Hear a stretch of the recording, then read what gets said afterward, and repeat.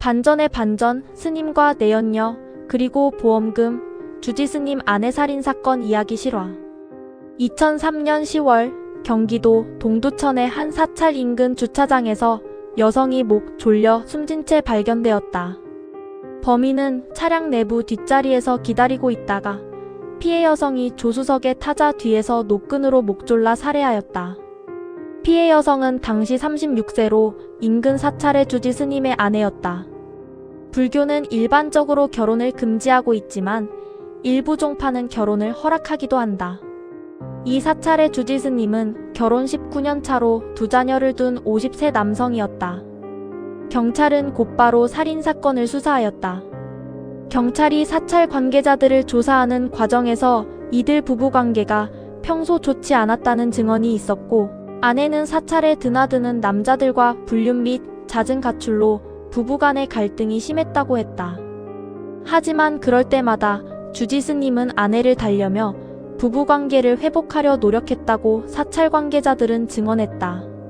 이와 함께 경찰은 주지스님으로부터 죽은 여성이 이 사찰의 행자승과 육체적인 관계였다는 이야기를 듣게 되었고, 곧바로 행자승을 체포 후 조사하게 된다.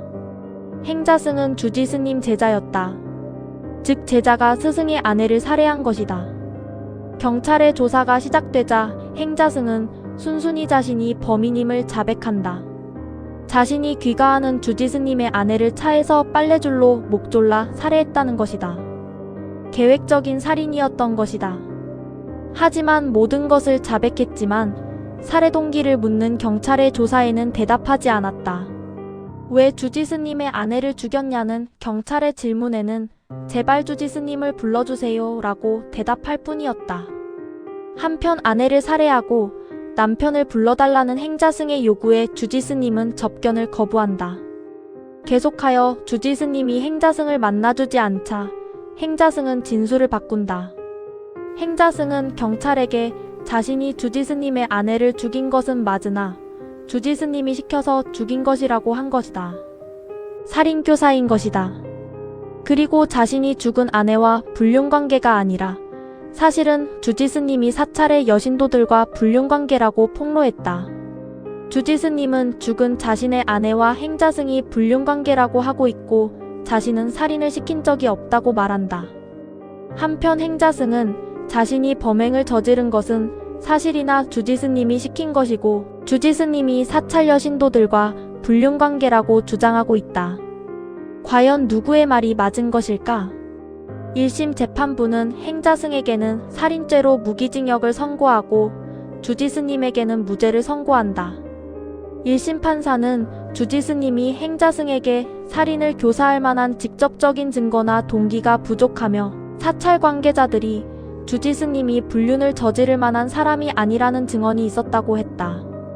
또한 주지스님이 두 아이의 엄마인 자신의 아내를 죽일 이유가 없다고 판단했다. 하지만 1심 판결 이후 반전이 일어난다.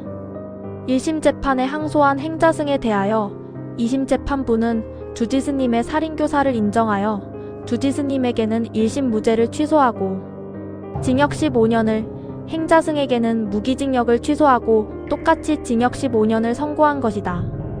2심 재판부는 주지스님에게 유리한 증언을 한 사찰 관계자들의 말이 거짓이라고 판단했고, 행자승이 주장한 주지스님이 창고에 빨래줄로 나의 아내를 죽여라, 아내를 죽이고 나서 핸들과 차문의 지문을 꼭 지워라 등의 주지스님의 살인 지시가 행자승 혼자 지어낼 수 없고 상당히 구체적이므로 신빙성이 있다고 판단한 것이다.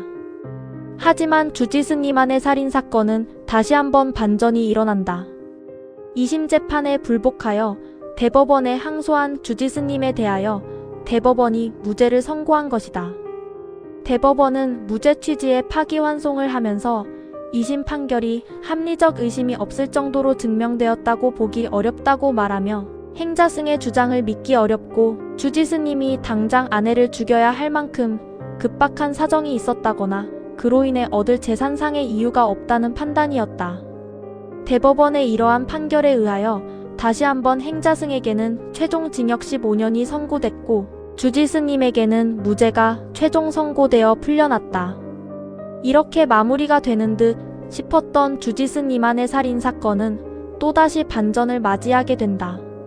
사건 발생 9년 후인 2012년 어느 날 남대문경찰서의 한 형사에게 보험회사가 전화가 온 것이다. 보험회사 담당자는 가입한 지 얼마 안 되는 보험에서 고액의 사망보험금이 지급되어 의심된다는 내용이었다. 그렇다. 주지스님이었다. 주지스님은 대법원에서 무죄로 풀려난 후 한 달도 되지 않는 시간 안에 총 3개의 보험회사로부터 8억 원의 보험금을 수령한 것이다.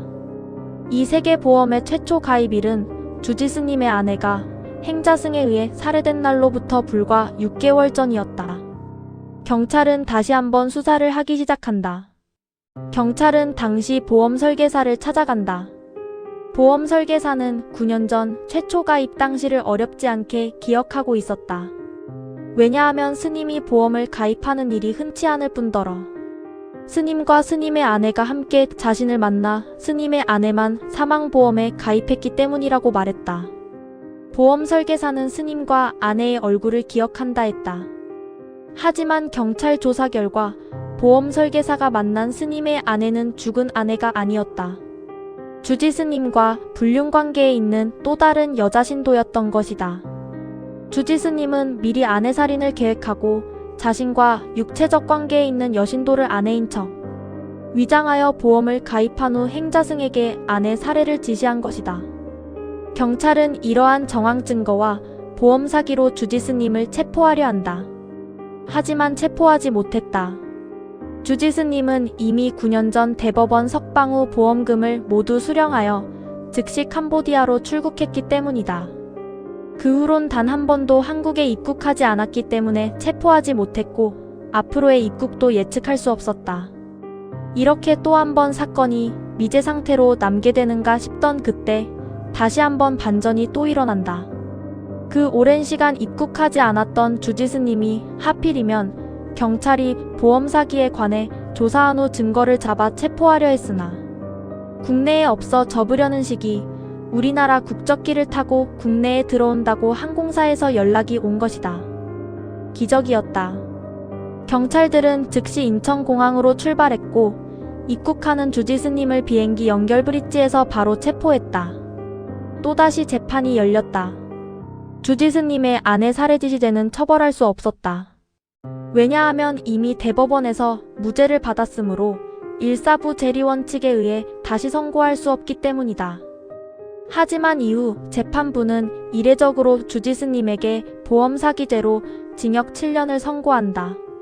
사기죄로 징역 7년은 평상적이지 않은 매우 높은 형량이다. 재판부는 알고 있었던 것이다. 재판 선고가 있던 날 경찰들에게 한 통의 전화가 걸려왔다. 자신이 죽은 아내의 여동생이라고 소개한 그녀는 경찰들에게 말했다. 언니가 죽은 뒤 한 번도 꿈에 나타나지 않다가 어제 처음 나타나 밝게 웃고 있었다고. 지금까지 그날의 이야기였습니다.